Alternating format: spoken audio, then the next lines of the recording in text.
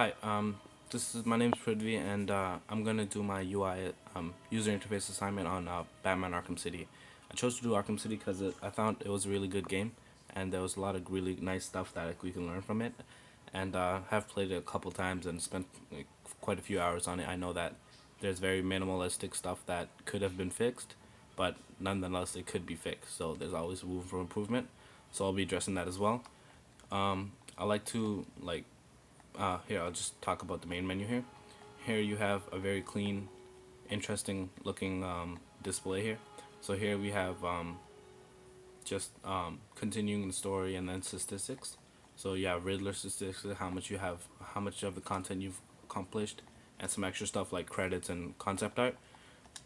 Here, when you click here, continue story, I chose to do my the story that I'm playing here is after the game's done, but yeah, there's no spoiler, so it's alright.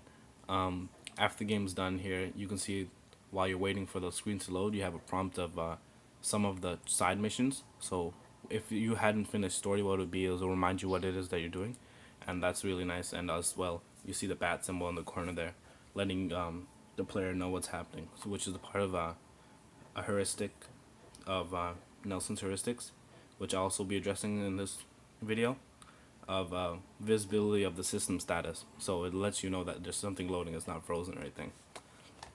So here we start on the ledge.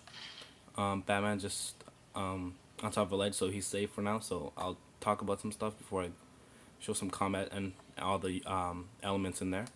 So here you can see that for the overhead display, there's not much at all.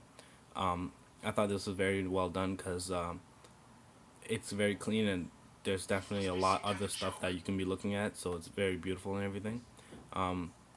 There's nothing that really comes up like such like health or the weapons that you're using or anything, because it is very cinematic, right? So the only thing here right now you have when you're not moving, or if I was to let go of the controller, is that I would have my navigation, which is up at the top there, if you see it moving, right? So another thing I want to point out, the HUD changes as you perform different feats. So when I fight, I know that my HP, my health will come up, and also when I use my gadgets, you can see I use the trackpad here. So the trackpad goes through all the different gadgets you have, and it'll come up. There's no way to get rid of it. So what you'll do is after you've chosen something, it'll just disappear like that, and it'll let you know which one you selected. But in terms of when you're fighting, it's very fast. So none of these random things are in front of your face or on the screen, because it's very like third person like oriented. So you have to really look at all angles when you're fighting. You'll see that more when I fight some people down there. Yeah, or down there. But yeah, so in the main menu, when if you're to have let go of your control, it looks really nice. And here, as I press select, you go into the Wayne Tech. This is like a huge, like the whole interface, which I really liked and how they did, because they doubled it over with the story of how Batman will have his back computer and everything like that. So here we have 4 different options to tab through. The first one is the navigation, which is here the map. Everything's really clean. I really liked how precise it was. So you can move your fixed cursor here, and if you ever wanted more information, you just put your cursor over it and it'll give you it. So I really like that. One of the things I would like to point out that could have been better is that you might see in the corner there, I'll try to point at it, but see right there, it says side missions. But I realized when I was playing it through the game the first time that I never really looked at that whole bar, which is this here. I never looked at it because I literally didn't see that little button over there. So I thought the side mission should have had a whole tab, the ones that I'm flicking through over here. And so there's one for riddles, and everything's really organized and well done here. Here the Wayne Tech one is all the gadgets and all the moves that Batman could perform. Basically, as you progress through the game and you perform different stuff, you get more like points to add up. So there's a little leveling system here. The most interesting one I would I would demonstrate is for the combat system. There's certain moves, and all these panels are really well done, because there's a picture of it and the name of it, The picture is like an instant of when that attack is being done, or very symbolic to what it does. And when you go into it, there's a bigger description, and the picture blows up. There's also a little tutorial how to perform it, and also an interesting feat where if you press square, it enables and disables the tutorial. So while you're fighting, at the moment when you can do this, the the buttons will show up. So if you got a new skill, what I would do is I'll turn it on so I can remember to do it or to check it out, right? So some of them are harder than others. Like blade dodge here is very precise. It'll let you know exactly what you're supposed to do, and you're supposed to use your analog stick and press triangle and everything. So I don't have any of them on right now, but for the sake of the little presentation, I'll turn on beat down, which is the skiller, and you'll probably see that there. So the other thing is the start menu is like that. So that's really nice because when you press it, you know exactly that the game has been paused because everything is stopped. The options down here just different settings like gaming and the graphics and everything, controls, and how to go back to the main menu and everything. Here, before I jump down, the health I'd like to mention again, it'll show up, you'll see it on the top left. And yeah, so here the prompt for the glide, the first attack. So after a hit, you can see that it tells me what it is I can do. So this guy will get up and then see, then I'll perform that attack. Another thing, so I'll just turn that off before it gets in the way. Yeah, so while I'm attacking, notice that there's not a lot of anything like right in front of where the Batman is. So here there's another prompt there for other things I can do. Another thing is, you can see when I counter, there's that little blue emblem that comes around the enemy, letting you know that it's just prompting when you should press that button. Other than that, you'll see that critical strike thing is going up in the top, letting you know that how far you can do these, jumping around. Yeah, so it's really clean. You can see the HP there is there, but it'll disappear. It's very minimalistic because there's like it fits with the character, especially because Batman doesn't exactly in the game as well. It doesn't go like leave to go heal or anything. So I noticed the first time I played, I never even knew that Batman had health because I was just too much into the fighting. So I thought that was really nice that it wasn't really important. There's nothing that I was gonna do to stop and change how I was playing. Other things is with the gadgets, everything like you in the fighting, there's no time to do this, right? You can't press through this. But what will happen is you have like fast triggers for everything. So here I'm using some of those gadgets, but I'm doing it with the fast triggers.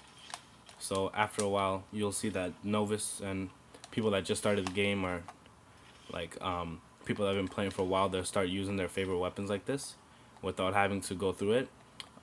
You'll notice in this display here that the furthest things, like here the smoke pellet all the way over here, or the disruptor, which is like something you use for when enemies have guns, like very strategic stuff like the line launcher, all these things are the furthest from the middle because they don't require a lot of quick play to switch to them. Is something more strategic, and everything else is a lot closer. Here you just use a trackpad. I noticed one thing I would like to mention that they could have improved on is when you move through here, the best way to get to those those triangle diagonal ones is to press 2 buttons at a time. So sometimes I remember I would be doing this, as you can see, trying to get to that one in the middle, but I can't get to it because right now I'm just pressing up and left. Sorry, right. So to use it, I have to press both of them at once, and I thought every now and then I'd accidentally, like mess it up, and they could have done that so that after I left the first one, that it becomes like back to normal, so I can just move left and then I would get to it as well. So that's really nice. That's really clean. Other than that, everything else he has is clean. Here in detective mode, the display changes, so the everything is a little bit transparent. Everything's kind of blue, a lot of more information is done because a lot of the aspect of the game is also that there's detective work and stuff. So here I'm on a ledge.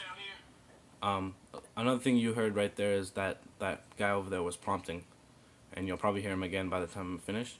Is he's just prompting something that he said. When you're flying through, it's nice when you hear something like that. It keeps things from getting boring. Um, Also, it lets you know if you've been captured. I mean, like if you've been spotted.